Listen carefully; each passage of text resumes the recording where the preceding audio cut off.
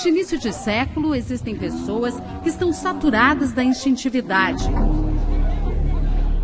do fanatismo, da alienação.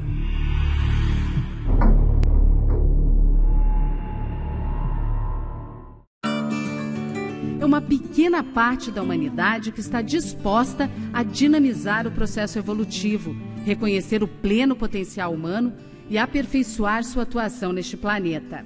É importante que a gente tenha liberdade mental, a liberdade de pensar de forma diferente para construir alguma coisa efetivamente diferente. Quando a autocrítica falha, não sobra outra opção que não seja a heterocrítica. Se você não pode canalizar as suas experiências para elas serem úteis para você, além de você, para alguém, qual o sentido? Quando a pessoa já alcança uma certa experiência vivencial, é preciso começar a devolver aquela experiência sob a forma de uma nova gestação. Agora, o caminho disso é a paradiplomacia, é a ressocialização, é o rumo ao Estado mundial, é um processo planetário. Então, veja, nós somos pequenininhos, mas estamos falando para um processo cósmico maior, mais amplo. A pretensão é enorme, mas ela é lógica, ela é racional, ela é factível, ela é execuível. Essas pessoas já percebem que podem realizar muito mais em prol da própria evolução e a dos outros. Lembrando que nós temos aquele princípio, o que interessa é o seu grafo pensene, é aquilo que você está fazendo de pensene aqui. Se nós chegarmos e estabelecer o pensene, que ele já foi feito, não se perde mais. A Terra já foi aberta, sincronizou aquela ideia nova. São homens e mulheres que decidiram empregar seus talentos e potenciais de maneira cosmoética, ao levar em consideração a existência de realidades mais complexas e qualificar suas energias individuais. Nós estamos criando gente que pesquisa a coisa mais séria da vida humana, que é a consciência. É deste mesmo grupo que surgem e se desenvolvem os parapedagogos, educadores multidimensionais atuantes na tarefa do esclarecimento. Quando você tem a especialidade do desassédio, que é o que a parapedagogia te dá, a ferramenta, ela te habilita, você consegue unir opostos, você consegue mediar conflitos, você consegue resolver em prol de um bem comum, não é em prol de você. Você não está ganhando nada com aquilo diretamente. Mas quando você tem o bem comum real lá na frente, de modo cosmoético, você tem um nível de assistência que é imbatível. O processo nosso tem que ser dinâmico, objetivo e teático, a teoria e prática. Sendo que a teoria é 1% só, a prática que são os 99%. Então, nós temos isso em grande conta.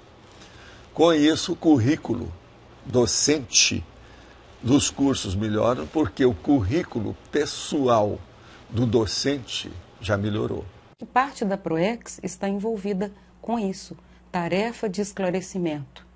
Doar o que você viveu para outro que ainda não viveu, para criar nele um extrapolacionismo, que é o papel da parapedagogia esse o tempo todo, é fazer a pensar de modo criativo, de um modo desassediador em prol da evolução da pessoa.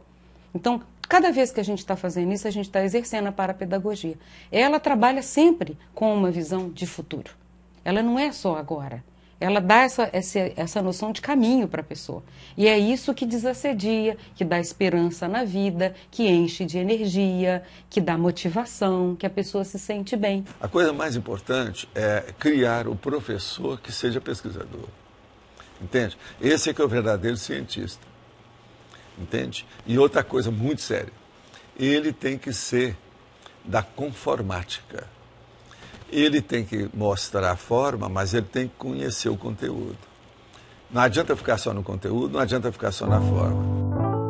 A prática sistematizada da educação conscienciológica teve início com a fundação da primeira instituição conscienciocêntrica, o Instituto Internacional de Projeciologia, atual IPC.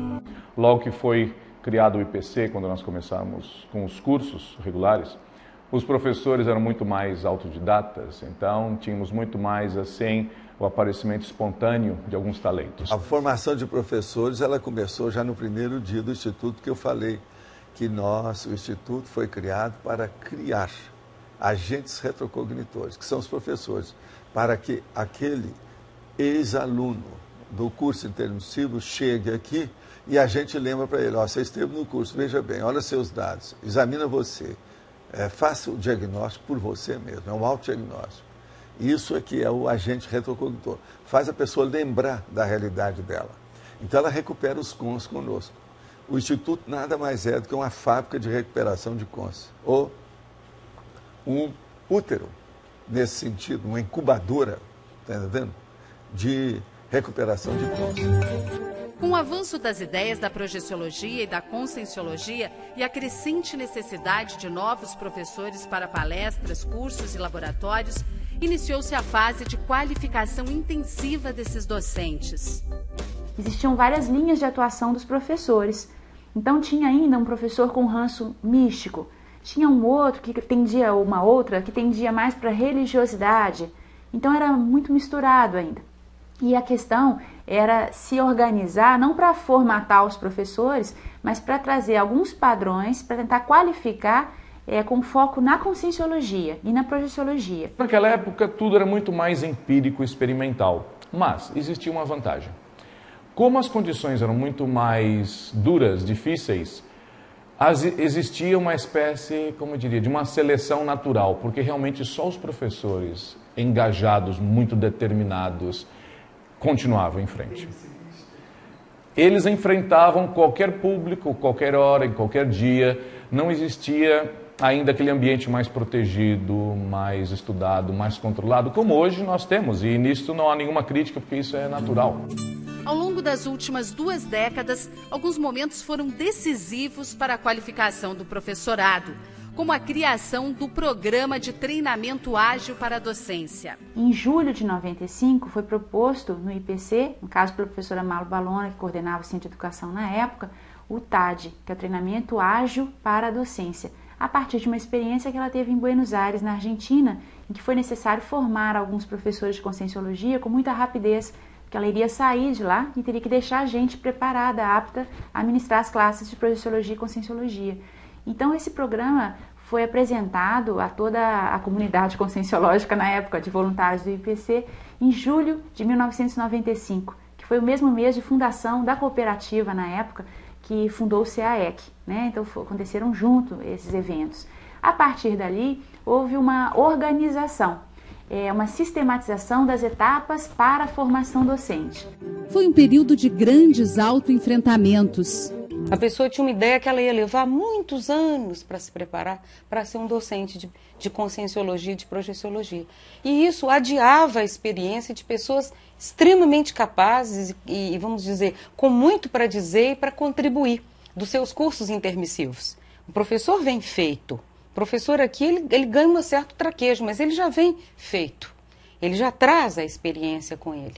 Então, aqui a nossa ideia era adequar isso num ritmo mais ou menos rápido, que não permitisse a pessoa ficar adiando ad eternum essa condição de entrada na sala de aula. E ela iria se aperfeiçoando ao longo do tempo, como acontece até hoje. Existia muita dificuldade das pessoas com relação a expor-se em público, a técnicas didáticas, pedagógicas, da comunicação e até também dizer ao professor, prepará-lo para os tipos de situações práticas que podem acontecer em aula. O que nós todos aprendemos, praticamente que fomos jogados aos leões, aprendemos na prática, quebrando a cara, esfolando o joelho.